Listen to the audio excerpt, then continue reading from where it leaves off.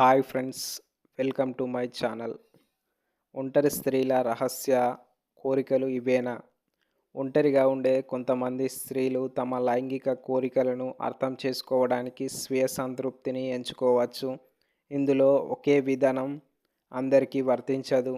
ఎవరికైనా కేవలం శరీరంలోని సున్నితమైన బాహ్య భాగాలను సున్నితంగా తాకడం సరిపోవచ్చు.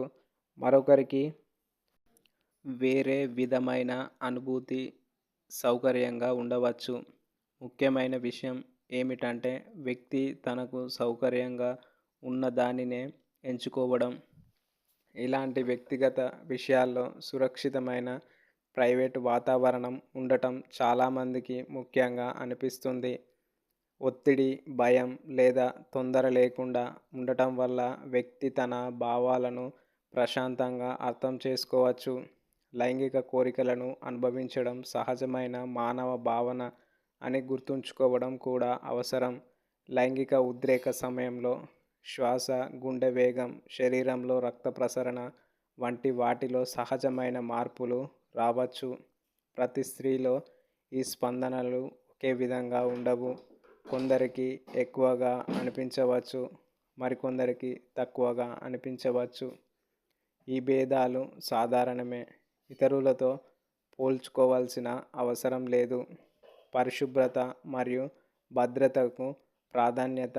స్వీయ లైంగిక సంతృప్తిలో చేతులు ఉపయోగించే వస్తువులు పరిశుభ్రంగా ఉండటం ముఖ్యం.